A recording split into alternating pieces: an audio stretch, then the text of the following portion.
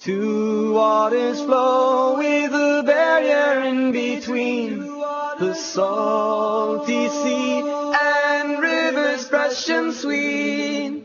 Everything Allah commands to be will always become a reality. Everything Allah commands to be will always become a reality. Allah Ta'ala, Allah Ta'ala. Bismillah ar-Rahman ar-Rahim. Alhamdulillahi Rabbil Alameen. Wassalatu wassalamu ala nabiyyina Muhammad wa ala alihi wa sahbihi ajma'in. Dear brothers and sisters, Assalamu alaikum wa rahmatullahi wa barakatuh, and welcome to a new episode of Contemporary Fiqh Issues. We have with us again in our studio our special guest, Sheikh Asem bin Luqman al-Hakim. Sheikh Asem, welcome. Jazakumullah khair. Barakallahu feekum. Sheikh Asem is one of the well-known callers and du'at who has traveled extensively across the globe giving lectures and da'wah to both Muslims and non-Muslims alike. Sheikh Asem, in the last few episodes we've been talking about beautification and then cosmetic surgery and the different types of cosmetic surgery.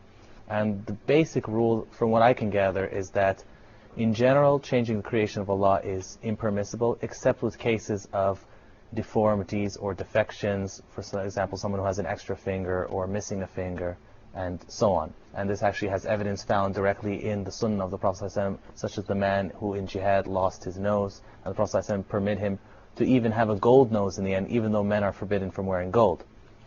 What about cases where what I would consider, or what most people would consider, a defection, such as someone who is obese, they cannot walk properly, they cannot sit properly? What about things like liposuction? Bismillah, alhamdulillah, wa salatu wa salamu ala rasulillahi wa alihi wa sahbihi wa man ihtada bihudah wa ba'd. Scholars say that such a procedure is permissible, providing that it is not harmful and that it does not involve exposing yourself without any legitimate cause. For example, I know a doctor who was a dentist in Saudi Arabia, and he was quite young, and he undergone this procedure, and he died because of the anesthesia. And we hear a lot of similar stories, and then you have to evaluate and weigh the advantages and disadvantages. If it's a life-threatening case, or if it is something to do with your health, and the procedure is safe, and you feel that it's gonna work, inshallah, you have more percentage in its advantage rather than in its disadvantage, then it is permissible for women. Women should do this operation because it's not of a necessity as such, generally speaking. So it is permissible to do this, or to do the stapling, or to stapling the stomach so that people don't feel as hungry? Yeah, or changing the direction of some of the intestines. They have a procedure where they change the direction and close some part of it, and that, you know, it's something that is complicated, but it's an easy thing for doctors to do. If it's not harmful, if it's safe, and if it does not lead to exposing women to men, inshallah, it is permissible. But the problem is when people overreact, when they overdo it. So if a man is about 10 or 15 kilograms overweight, he says, I like to have this procedure. When he can actually just go to the gym for a few months and lose it or naturally. At least zip it. If he fasts. Go on a diet. Yes, this is our problem. Eat healthy. This is our problem. We want everything to come easy. So you don't want to go on a diet, you don't want to exercise, and you still want to get rid of these extra kilograms, which is definitely not going to happen except with such a procedure. And then you have to look at the procedure itself. Is it harmful or not? Assalamu alaikum. What about the issue of it's a very difficult issue for some Muslims to bring up because it's out of shyness and so on, but there are some people who are undergoing sexual operations where they change their gender. What is Islam's view on such issues where somebody feels, for a man for example, who feels that he's actually a woman inside, to get a sexual operation, or the opposite, a woman who feels that they should have been born a man. What does Islam say about this? There's a difference in Islam between what is known as homosexual or gay, as they nowadays love to call them, who are actual men or actual women, but they have these tendencies, these feelings that they claim that's overwhelming to the opposite sex. This is not permissible in Islam altogether. These feelings, if a man, a normal physical man who has all the organs of a man, and he says that, and some of them were married and they have children, and someday or somewhere down the line, they just, the idea pops into their heads and say, I think I should have been a woman. And he would like to act like a woman, dress like a woman, walk like a woman, talk like a woman. But we do see similarities with some homosexuals doing this. This is forbidden because whoever does this is cursed by the Prophet ﷺ. And then the Prophet ﷺ said, as in the hadith of Abdullah ibn Abbas, may Allah be pleased with him, the Prophet ﷺ cursed men who imitate women and women who imitate men. And obviously there's the bigger issue of someone committing acts of sodomy or acts of homosexuality. But what I'm saying is there's some similarities between the man who claims that he should have been a woman and also the man who claims an attraction to the same sex, who claims an attraction to men. You find a lot of them very effeminate. Yes, if this is only the feeling, yet the organs are clear, then this is forbidden. It is not acceptable for a woman who has a uterus, who has ovaries, who has the whole... completely naturally a woman in every sense of the word. But she feels like cutting short her hair and acting like a boy. This is unacceptable in Islam, it's forbidden. There's no excuse, none whatsoever. And an operation to make her more of a man with testosterone and all these things that they do would be even worse. Yes, this is completely under the curse of Allah. Now, there is a second part of that, and those who are born with both organs, female and male organs. So they have a name, and this name is? I believe it's hermaphrodite, but I'm not sure. Yes, it is. I hate pronouncing it because it's not an easy common name, hermaphrodite. Hermaphrodite, yeah, whatever. This is not a homosexual person. This is not a gay person. This is a gay with a deformity. This is a gay... A guy, that is. Sorry, I apologize. This is a person with a deformity. Someone who's been formed with an extra limb, like you mentioned some people with 6 fingers. True. So, what do we do with this? What is to be done? Scholars say that they are divided into 2 sections. One, a person who has an extra part of organ that goes to the other or to the other gender, but he is fully either a man or a woman. So in this case, this has to be corrected. So whatever he is fully, so if we have a woman with a uterus, with a womb, and she has an extra organ that relates to the male gender, this has to be removed because she is actually a woman. This is the extra part that's not shouldn't be with her. Yes, and the same thing if it's the opposite, the other way around. Now, the other type is when you have both organs and they're fully functional, and you don't know which one the person will go to. So they would have the male organ with the full functionality and the female organ with the full functionality? Yeah, this is a probability, and this is possible. So one should not haste and make a decision. Scholars say that we have to wait and give it some room, some time, until it is decided. With time, what is more functional, what is the origin of this person, and then we can decide with which surgical operation to go for. So it's not like some people imagine they give a quick decision and that's it, snip and No. In the case of full functionality, you have to wait. You have to be patient and not be haste. In the first type, we said that no, he has the full organs of men. So the decision's easier. The decision is easier because he's a man.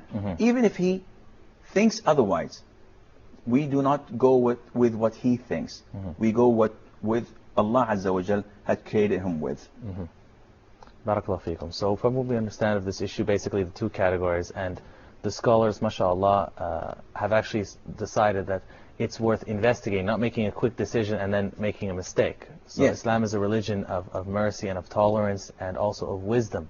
That's true, but we have to pay a great deal of attention on not mixing those who are homosexuals with those who were created with two organs or with such a deformity. One is a desire or a mental defect. It's an illness. It's an illness, that and the has other to one's be actually a corrected. physical issue that needs to be addressed. That's true.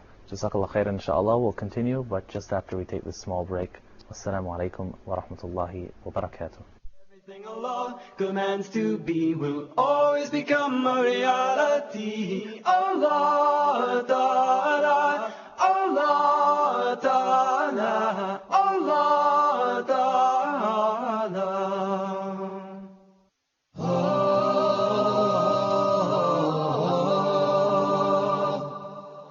The Philosophy of Islamic Law, a program for restoring belief and trust within Muslims' mind and heart, and for re-establishing the true concept of Islamic rules for others.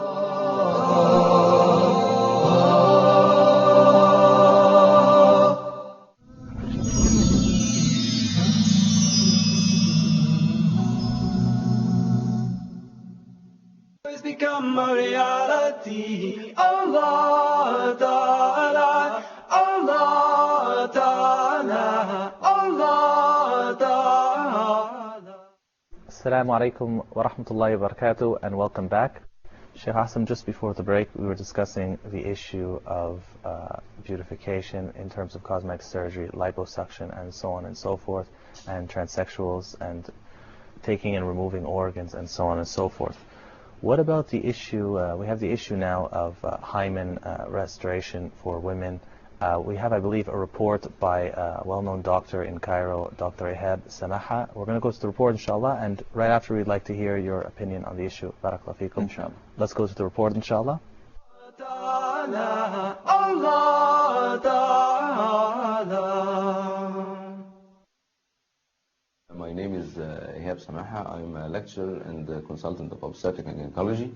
Today we are going to talk about the hymen, the hymenectomy, and the hymenography.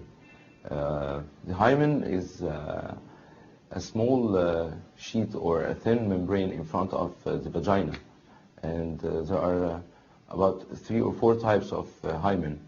It could be crescentic, it could be cribriform, and there are many types of the hymen.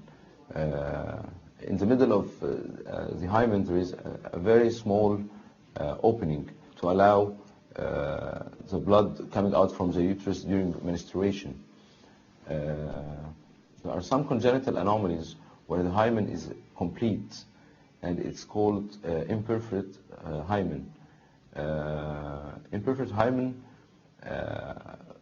can lead to what is called a cryptomenorrhea. By the age of puberty, when the girl starts to develop her menses, the blood collects in the vagina because there is no opening in the hymen, and the next month's blood recollects in the vagina, and again, and it leads at the end what's called hematocolpus and hematometra and hematosalpinx, and it can lead later on to endometriosis. And this girl should be treated by what is called a hymenectomy. We do an incision inside the hymen. It's called a cruciate incision, and we remove a small part of the hymen to allow the free flow of blood during menstruation. About the hymenography, we actually don't have a a definite medical indication for hymenopathy, especially in the Arab world. Too many times we meet mothers who are who wants to examine the hymen of their daughters after a blunt trauma, or after falling from the bed, or after falling on a sharp object, and we usually find the hymen intact. It's very difficult to be perforated during the childhood. In cases where there is rape or fornication or regular sexual intercourse, we usually don't have, we usually don't do hymenopathy for it. There's no medical indication for hymenopathy. They should be referred to a forensic medicine and to have a certificate.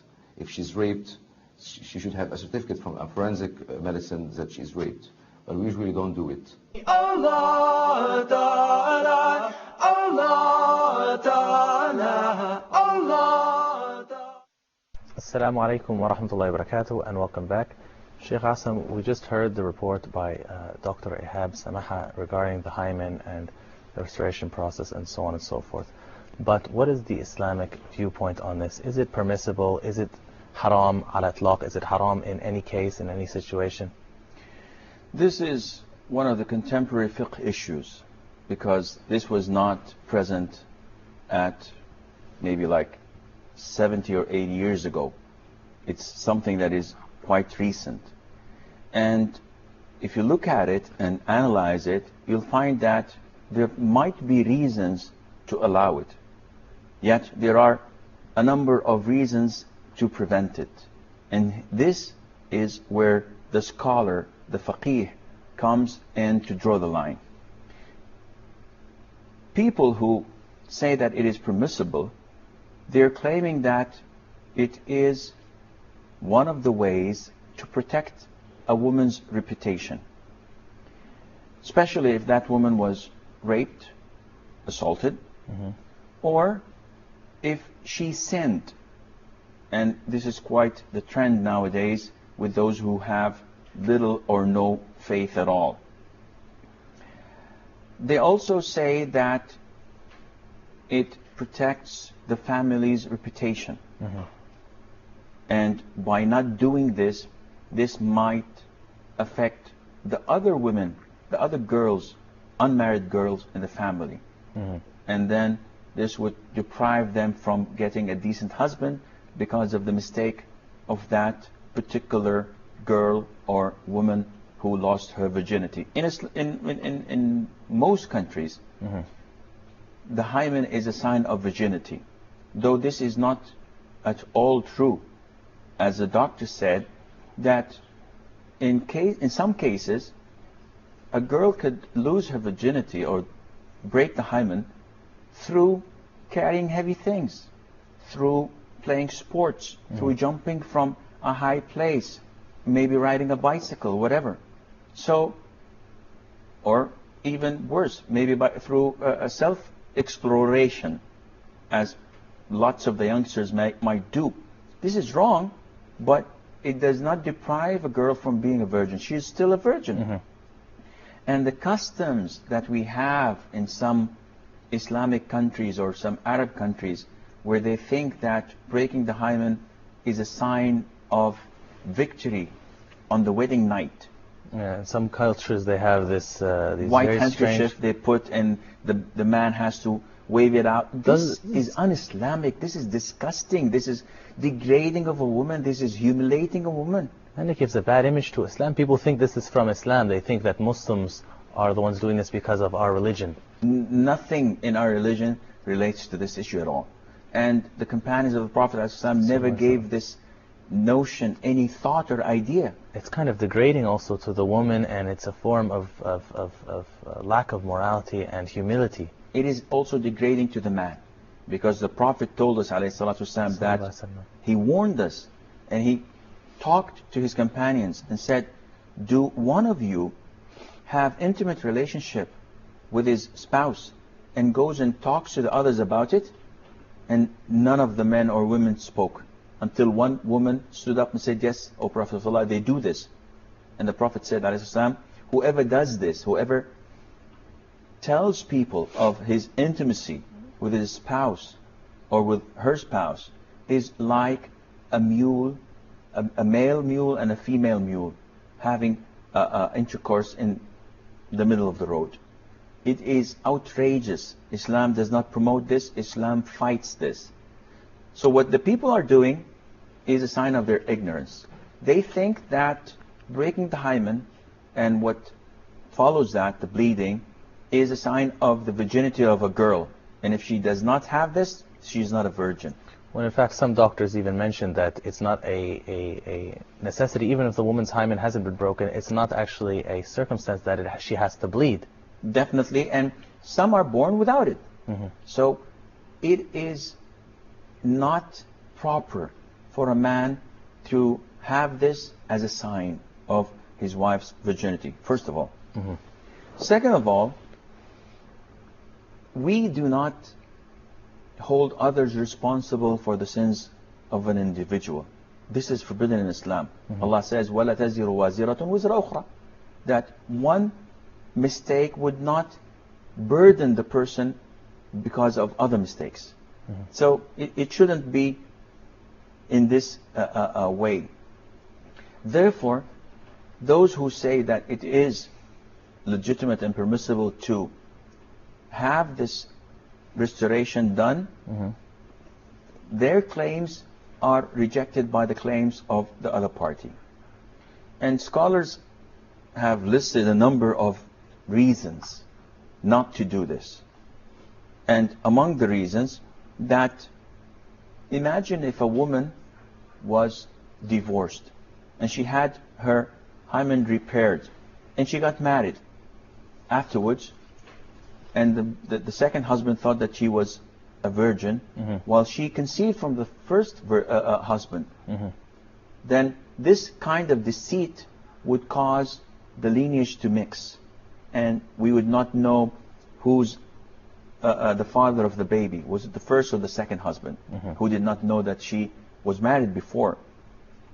Among the reasons they give would say that to undergo this surgery or this procedure of restoring the hymen, the doctor has to look at the most private part of a woman, and this is not permissible unless it's of a necessity. Even if it's a female doctor. Even if it's a female doctor, this is not permissible unless it's a life-threatening or it's a necessity. Mm-hmm. But there is no reason to do this, and it's not necessary to do this procedure here. It's only a cultural reason that would necessitate restoring the hymen. It has nothing to do with Islamic beliefs. This is true.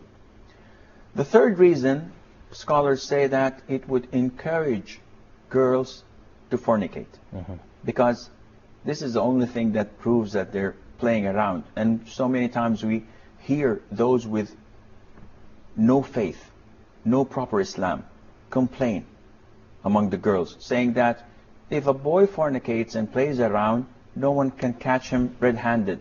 But if a girl does this once, she is labeled with that for the rest of her life. So we have to let them all get away with it. This is what they are saying, which is wrong. This is a major sin that Allah punishes on the day of judgment those who do this without repentance. And under an Islamic society, we would actually have a public punishment if there's witnesses and if they were prosecuted accordingly. Which is very difficult, and that did not happen at all without a confession. Mm-hmm. But the witnesses procedure shows us how Islam wants to keep things as they are and not expose people in public. But this is not our subject. Yes. Fourthly, they say that whenever you have advantages and disadvantages, if the disadvantages weigh, then it takes the ruling of the issue. And here, the disadvantage is far greater than the advantage, because the disadvantage is for the girl, but the disadvantage is for the whole society and the community as a whole. Fifthly, they say that it is permissible to remove the harm without further harm.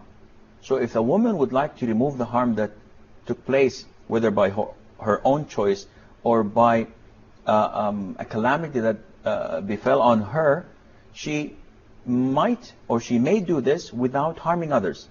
Well, for example, let's say a woman is in a cultural society where there still is ignorance, and she broke her hymen naturally, not through any illicit means, and she wants to restore it so that her husband doesn't blame her of illicit activities on the wedding night. Yeah, this is one of the allegations of the first party.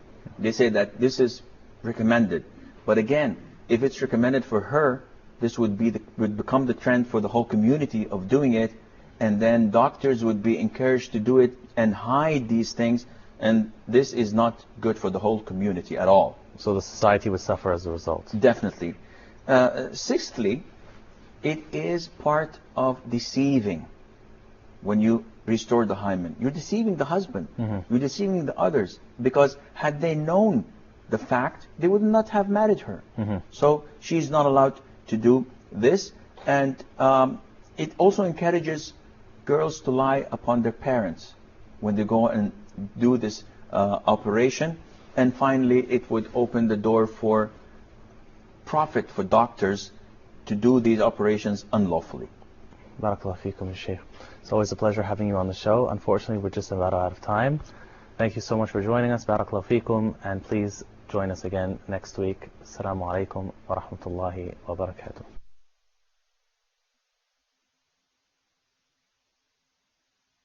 You can try to hold back the waves, but they will always wash upon your feet.